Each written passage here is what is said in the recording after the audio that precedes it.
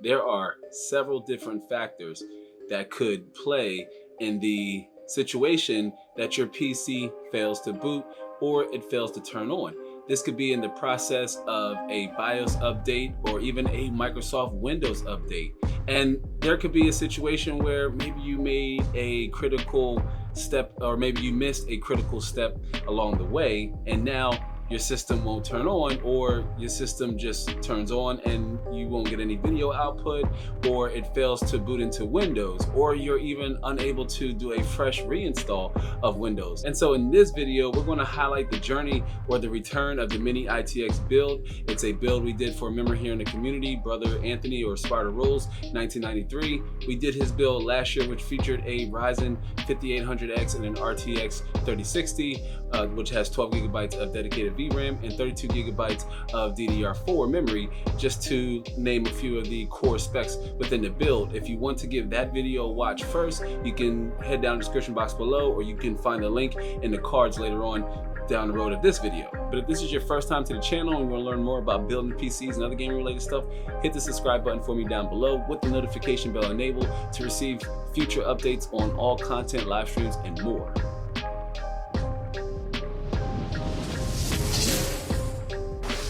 What's happening, YouTube and the internet? Terrence here, and we are back inside the lab and revisiting the Mini ITX system we built for Sparta Rules 1993, which came back to us inside the lab with a few issues. And while the conclusion to that story is one I highly recommend you experience for yourself, but we were actually able to ship the build off to Anthony. He was able to get his system, get his PC up and rolling. He had a really decent monitor he paired with his system. It's one of the steps we recommend here in the community, and that's research the monitor you want to use with the games you want to play. We talk about it a lot here in this community, and that's what Sparta Rules 1993 did. But we shipped off his build, his Mini ITX build. He named it Lord Vader, which was really dope. It had a really nice custom sticker in the front.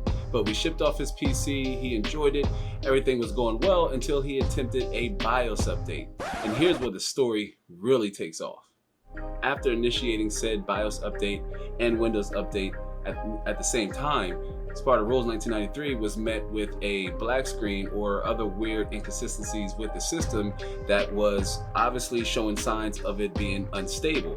So I tried troubleshooting a few different things with Sparta Rules 1993 over the phone. We talked over on Instagram, and I tried to walk him through a few steps that could possibly help solve this issue. But to our dismay, none of the things we tried worked. None of the fixes we attempted was able to solve his issue. So Sparta Rules made the decision to ship the build back over to me, back over to inside the lab for me to give it a go. So I received this system and immediately took it out the box and just gave it a look-see over, made sure nothing was damaged in transport or that the system was actually intact. So Sparta Rules had also sent over a replacement SSD, a Samsung Pro 970's 500 gigabyte SSD, because initially I was concerned that his storage, his drive, his M.2, the inland SSD that we had installed when we first built the system, was starting to fail simply because Windows wasn't making it past the spinning wheel. But after getting the system unboxed and all the components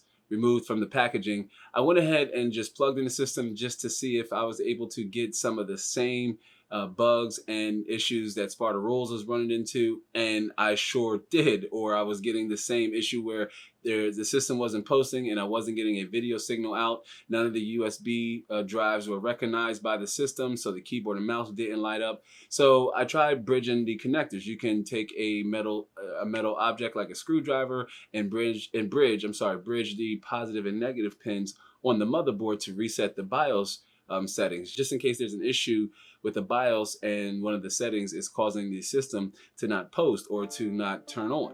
So after attempting that a few times, I was getting the same exact results, right? Like no video signal out, the system just would not post. So I took off the VRM shield and attempted to disconnect the battery manually from the motherboard, right, like underneath the shield. And I did this. It was a bit tedious getting all the way to it.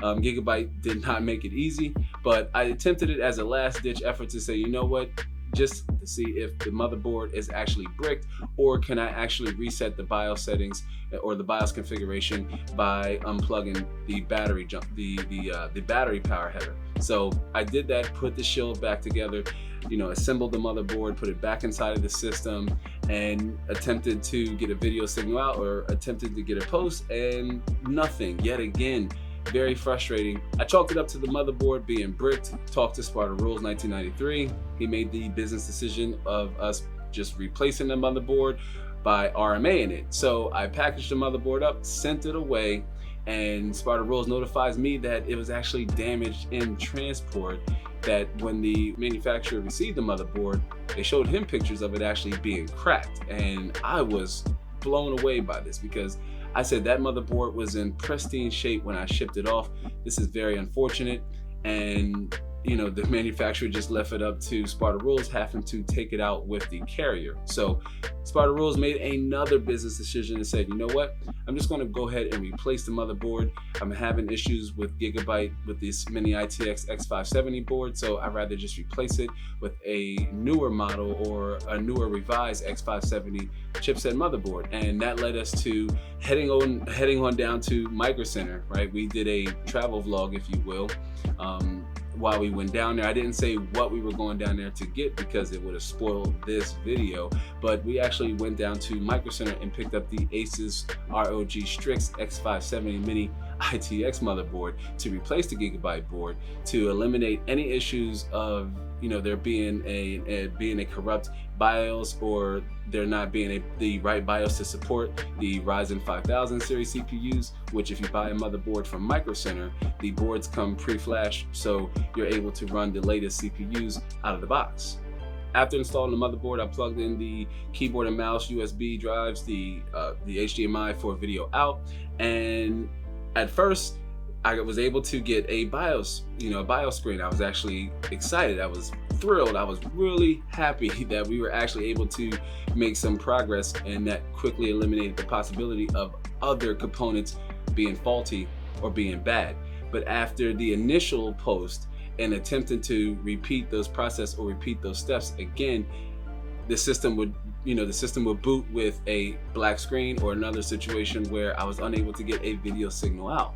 And this led me to believe that, well, quite possibly maybe the graphics card has gone bad, or even the SSD, the NVMe M.2, the inline SSD is also bad. So I removed the inline SSD, and I was actually able to boot into the BIOS without the SSD being installed. So I figured the drive was bad, and maybe I could, use command prompt to clean the disk, to actually reformat the SSD and try to reinstall Windows. So I reinstalled the M.2, the inline M.2, back into the motherboard, and disabled it into the BIOS. Once I was able to get into the BIOS, it took numerous attempts of powering down the system, powering back on the system, but I was actually able to get into the BIOS after repeating those steps over and over and over again. And I was unable to install Windows with the M.2 being selected as the second boot priority option within the BIOS. So I disabled it, and then I was actually able to install Windows. It let me go through, but actually installing it. So I chalked it up to, well, I can't install Windows with the drive installed and actually being recognized by the motherboard. But if I'm able to get into the BIOS and disable it, then Windows wants to proceed with the installation. So I said, you know what? I am going to go into command prompt, clean the disk, try to install Windows. I was actually successful in doing this, and was actually successful in getting Windows installed. But the next time I tried to power on the system to finish the Windows updates, the spinning wheel would just lock up every single time. And then it did this multiple times. I installed Windows 10 for the umpteenth time, over and over again. And by umpteenth, I guess you could say it was probably about 4 times on the inland drive alone, just trying to see if it's actually salvageable, or if this is a hardware issue that's just faulty and I'm unable to install it on the drive. Maybe the drive's gone bad. So what I did was I took the inline SSD out and installed the Samsung Pro SSD that Sparta Rules picked up, and I was actually able to install Windows successfully on that drive. But long story short, we were running into some display issues where Windows wasn't recognizing the graphics driver for the RTX 3060. At first, I thought the PCIe riser had went bad, and so I took it out and tested it on a separate system with the RTX 3060, which I had also made the possibility that, hey, maybe the graphics card is faulty. It'd be rare because it's less than a year old, but there's a chance that maybe the graphics card has experienced some level of hardware failure that's preventing Windows from recognizing the graphics driver. So with the PCI riser uninstalled from the case, from the Fantex Shift Evolve Air, I first tested the graphics card from the PCIe lane on a separate system, and I was actually able to install the latest NVIDIA graphics driver, right? No issues. I then tested the graphics card out in Furmark and Heaven Unigine Valley Benchmark and Fortnite just to make sure the graphics card was actually able to do what it's meant to do, right? And that's process frames, that's render graphics at a high scale. So I tested the graphics card, the RTX 3060, at those presets, the high and ultra, tessellation turned up, MSSA ×8. I really pushed the limits of the graphics card to make sure it was operating as it should. And I experienced no issues, no drop frame rates, no stuttering, no glitches, no game freezes, none of that. So I went ahead and labeled the graphics card functional and operating. So I said, you know, it's not the graphics card. Let me try the PCIe riser. Maybe it's going bad and, you know, it's preventing Windows from recognizing the graphics driver. So I installed the PCIe riser to that same system, and then attached the graphics card, just laid it down inside of the case, and same thing. At first, the graphics driver wasn't immediately recognized. Windows had to, I guess you could say, refresh itself, and then it recognized the graphics card. And then I tested both of those benchmarks, and the results were the same. There were no issues. So I said, it's not the PCIe riser, it's not the graphics card. It has to be something else that's preventing Windows from recognizing the graphics card. And so then I resorted back to the BIOS. I chalked it up to either the CSM being enabled, preventing the system from recognizing the graphics card. So I disabled CSM, which is the compatible support module on the motherboard, and it accounts for either legacy or UEFI based BIOS on both the motherboard and even graphics cards. And so, or at least I know indefinitely for motherboards. And so I disabled CSM, and at first I was skeptical of it even being able to successfully post or even being able to successfully boot, which it didn't. With CSM disabled, it just booted with a black screen or with no video signal at all. So I had to actually unplug the 24-pin cable, unplug the PSU cable, and reset the BIOS update by bridging the positive and negative pins on the jumper headers on the actual motherboard. For older motherboards, it's a battery you can just pop out for about a few seconds. Some people have difference in opinions on how long usually the battery out. I typically try to allow as much time as possible for the motherboard to completely drain of power and for the battery to also completely drain of power as well. And depending on the motherboard and the battery, this could take up to a minute long or even less. Really depends on your situation. So after being able to get back into the BIOS, and it took also numerous powering downs and powering back on, power cycles, if you will, to get the system to boot into the BIOS. And when it did this, it reset the settings and re-enabled the CSM. So I didn't disable CSM anymore. I said, you know what, it has to be enabled for the system to even post or the system to even boot. So then I dug a little deeper into the BIOS and realized that we have a Gen 4 PCIe lane on the Asus ROG Mini ITX X570 board, a Gen 4 graphics card in the RTX 3060, and a Gen 3 PCIe riser, right? So after discussing with Sparta Rules that this could be the potential reason why Windows isn't recognizing the graphics card fully, because I was able to get a video signal from the graphics card, but I was unable to have the resolution set to what it actually was, which was on a 4K monitor. So I went into the BIOS, I set the PCIe Gen compatibility back to Gen 3 and hit F10 and let the BIOS save, and it restarted the system. And what would you know, I actually was able to get a clean video signal, and by clean I mean it actually displayed the resolution that it was hooked up to, my 4K monitor, I was actually able to have the GPU be recognized by hardware info monitor and Windows itself. Before, I had the triangle caution sign in device management, and while the graphics card was actually being displayed and showed, it was being met with a message that this device isn't functioning properly, so it cannot be used. This is what led me to at first believe the graphics card was faulty, but the fix was changing the PCIe lane gen compatibility from 4 to 3, or actually it was left to auto, which it automatically would have tried to either set it to Gen 4 because that's what the motherboard PCIe lane is, or Gen 4 because that's what the graphics card is. But the PCIe riser is actually generation 3. And then after solving that issue, there was one other tiny issue that I had to fix, and that's where the system would boot and it would immediately boot to the press F1 setting screen with the CPU fan error, or CPU fan header error, where it wasn't detecting the CPU fan. And while this system is cool with a single 120 millimeter AIO, the pump fan header was connected to the AIO pump header on the motherboard, and this is what the manual recommends. This is what the Asus ROG Strix manual recommends that you do.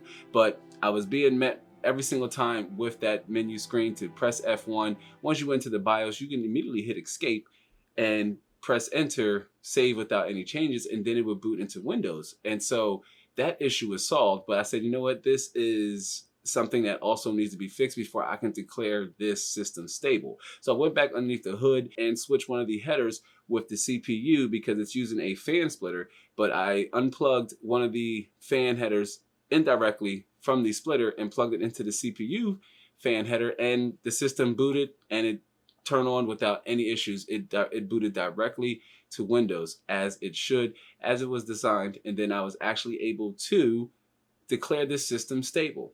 But then we went ahead and fired up some games just to be sure, just to be on the safe side, which leads me towards the question of the relevancy of the RTX 3060, of the graphics card of choice here, because we tested out in many different games from GTA 5 to Red Dead Redemption 2. And looking at the performance metrics, especially at GTA 5 at both 1440p and 1080p, clearly pushing the envelope here way past 144 FPS.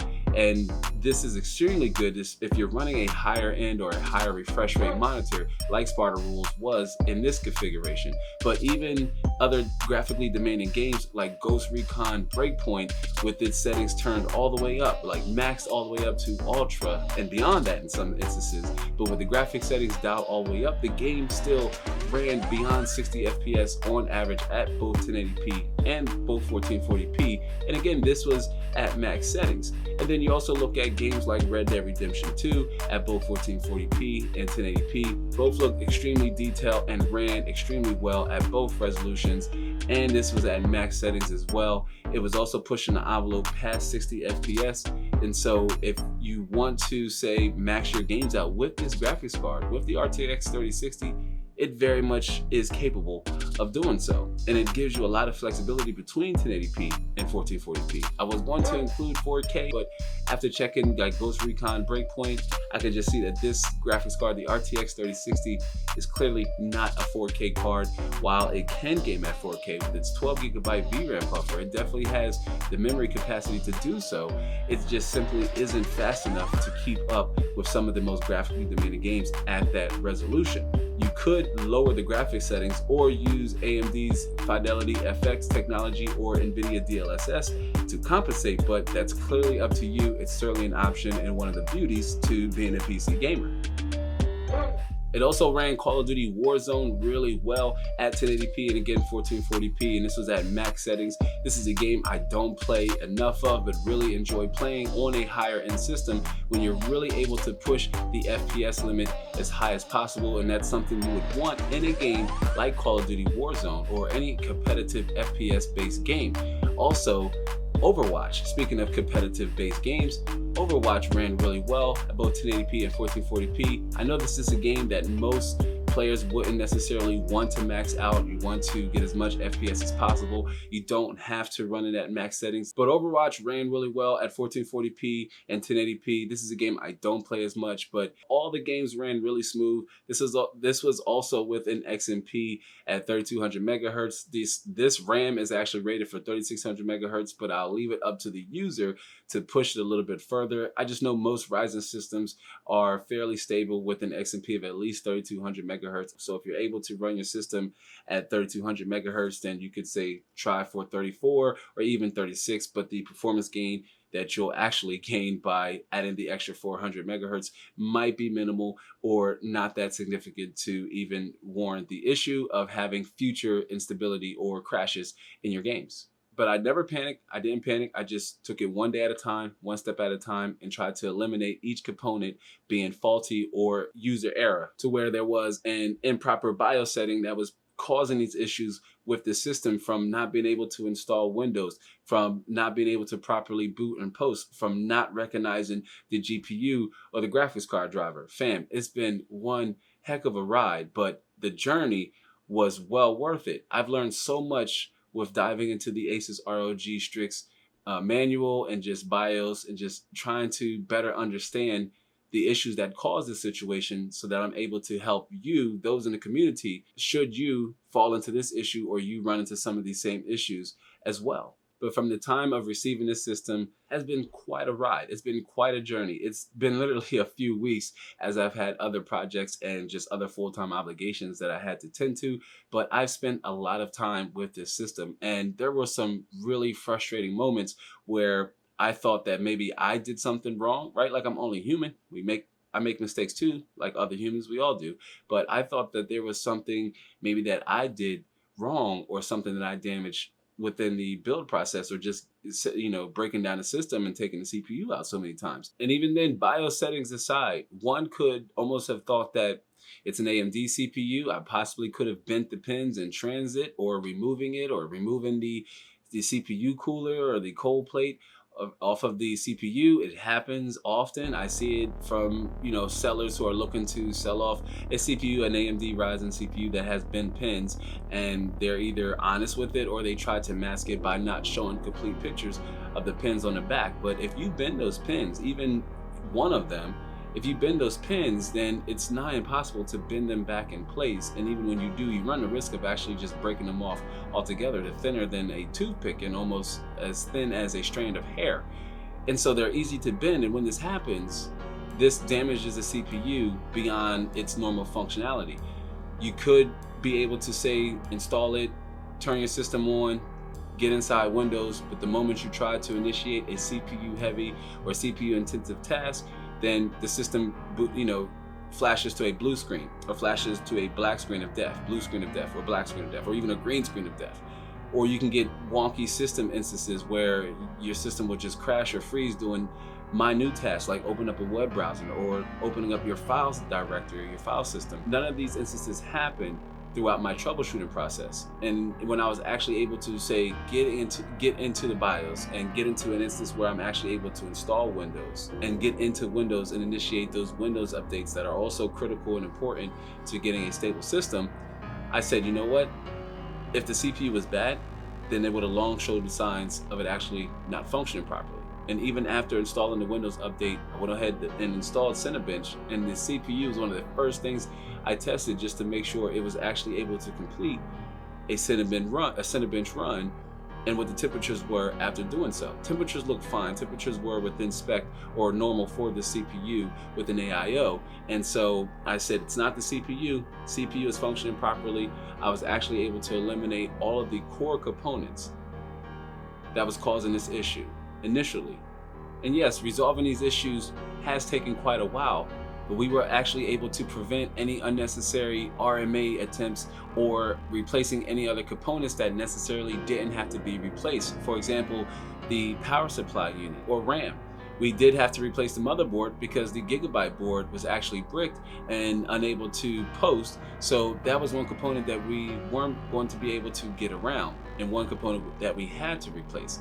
But we didn't have to buy another PCIe riser, which we thought at first, hey, maybe the riser went bad, so we priced a few. And I said, you know what, hold on, let me let me eliminate the possibility of the PCIe riser actually not being faulty before we go ahead and spend about 40 USD on another one. So we were actually able to save money, although we sacrificed a little bit of time along the way. But discovering these issues have now empowered me with the knowledge and ability to help you fix your system should you run into any series of these issues, from updating your BIOS to bricking your motherboard to not getting a video signal out after post, or not having your graphics card being recognized by Windows.